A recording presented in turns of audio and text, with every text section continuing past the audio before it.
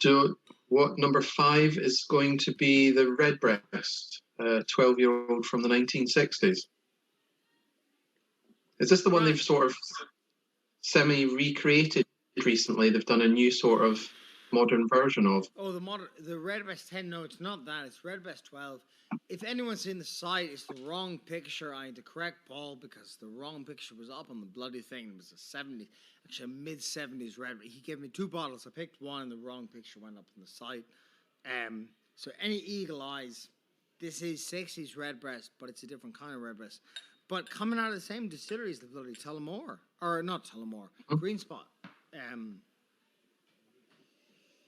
And you smell it, and you can get that similarity. But Gilbey's were much heavier on the sherry cask influence.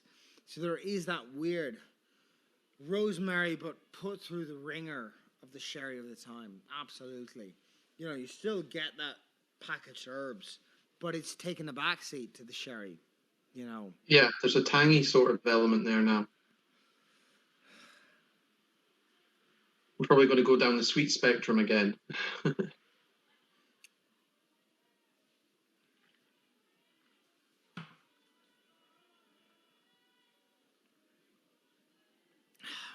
Oh my God, there is that weird, again, lip smacking sensation when you swallow Redbreast. That for me is old pot still.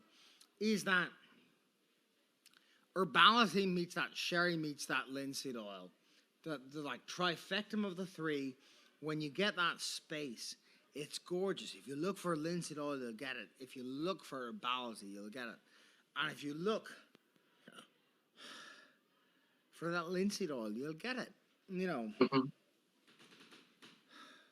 But still beefy, still oily, still pot still. You know, I've a lot of grow for this one.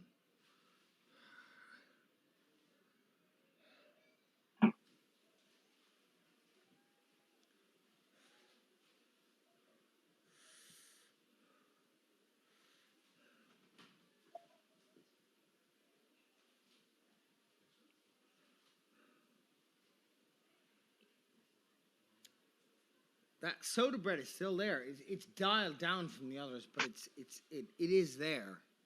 Mm-hmm. It is mixed. Always mixed.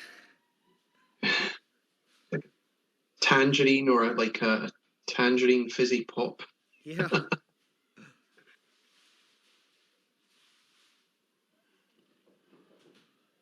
There's definitely the sherry's there, but it's playing its part, but it's definitely not dominating the orchestra whatsoever. No, absolutely. The sherry is dialed back from the Green Spot and even from the one before it. You know, it is pot still driven. It is mash driven. You know, but it's fun. It's not as clementine as a lot of the 60s Redbreast I've had before. It's an outlier, definitely. And there's always a question like, do you mean 1969 or 1961? You know, so there's always space between all of what we're trying. But it's still fun. It's still strange. Oh, yeah. It's still ruggy. The finish just goes on forever. It's still there.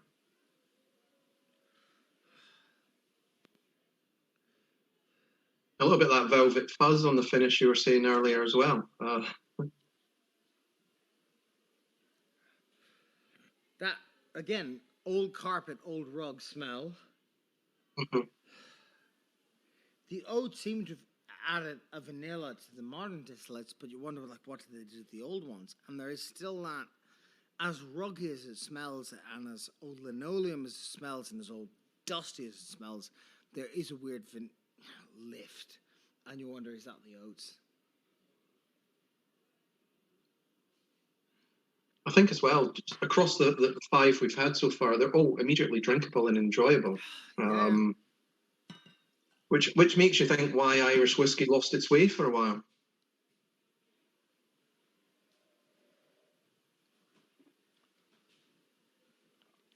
That's so oily, actually.